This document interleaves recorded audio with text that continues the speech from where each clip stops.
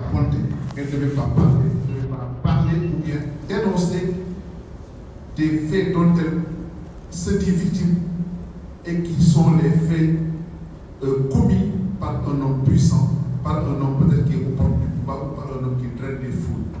C'était le puissant contre le faible.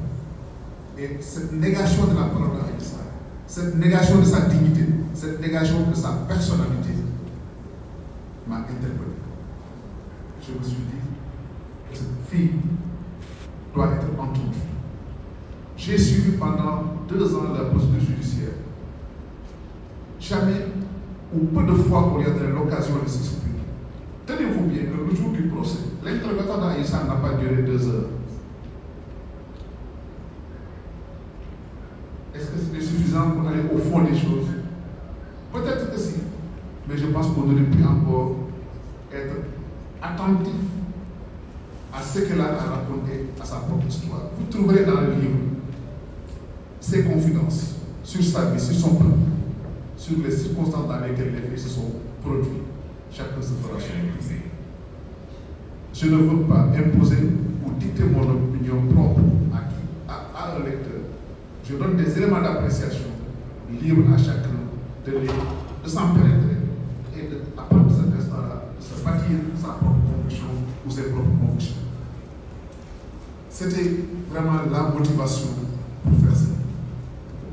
J'ai essayé, dans le souci de l'équilibre, le souci de la vérité, je ne dis pas le souci de l'infaillibilité, mais le souci de la justesse. J'ai fait lire le livre à plusieurs personnes pour avoir nos opinions sur le sujet et de critique.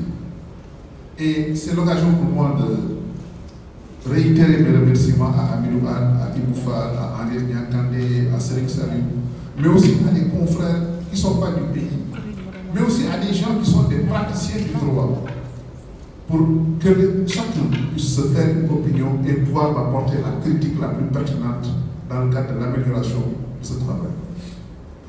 J'ai fait lire à un magistrat, j'ai fait lire à des confrères étrangers pour avoir un coup d'œil étranger sur ma production. J'ai retourné le travail aux protagonistes.